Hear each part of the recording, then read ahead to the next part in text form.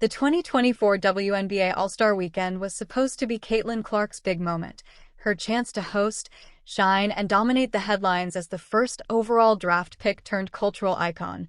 But fate had a different plan. An untimely injury benched her from the game, yet her presence loomed just as large, if not larger, from the sidelines.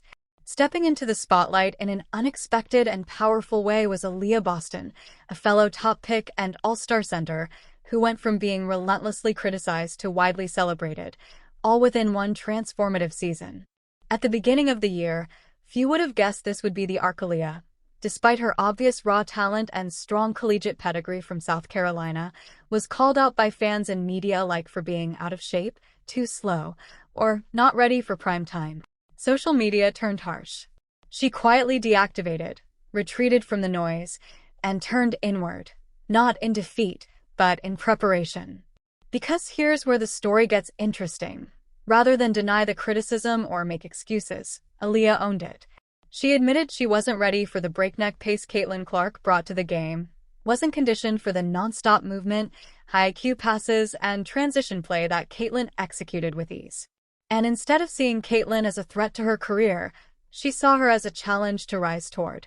She hit the gym, recalibrated her mindset, pushed herself in training to meet the physical and mental demands of playing with someone who not only runs the floor like a blur but reads defenses with near-psychic precision.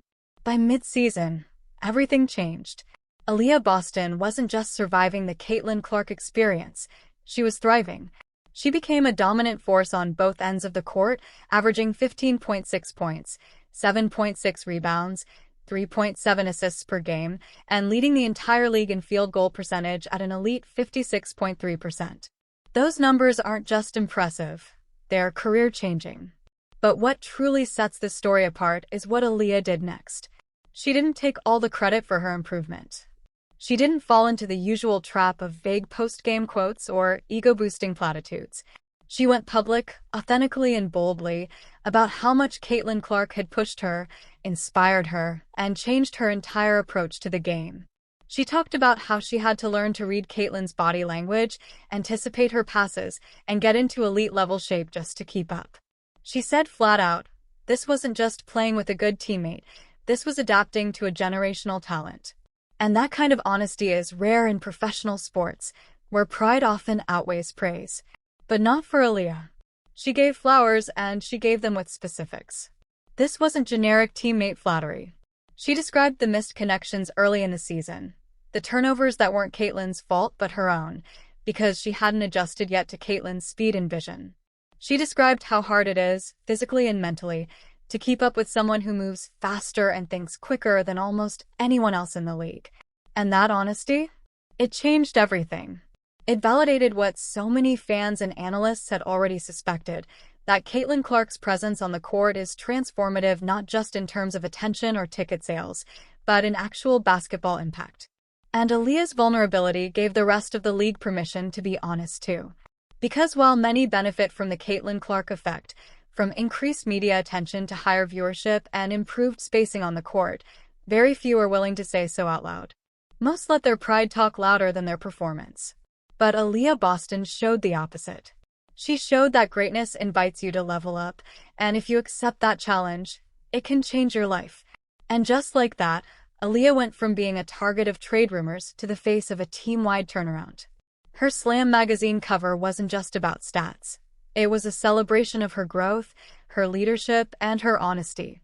Her teammates even made custom t-shirts with her cover on it, surprising her in the locker room and proving that the Fever aren't just building a team, they're building a culture.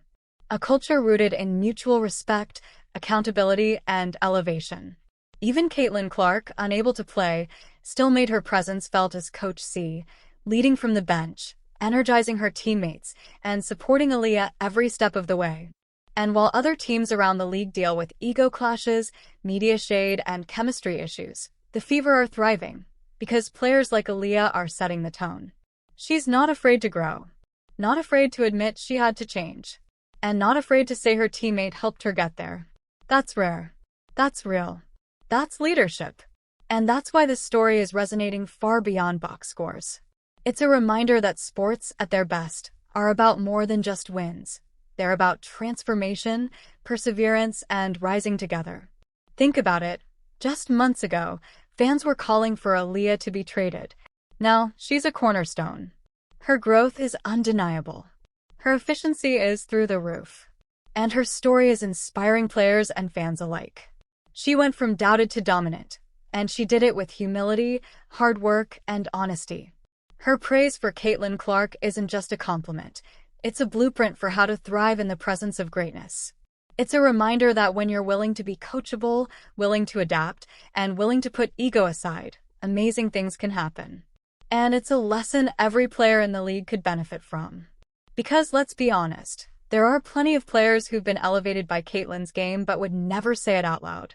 Aliyah did, and in doing so, she changed the conversation. She showed what real teammate culture looks like. And now, the Fever aren't just a team with potential. They're a team with a foundation. A foundation of trust, transparency, and a shared mission to get better, together. So while Caitlin Clark may not have suited up for the All-Star game, her influence was everywhere.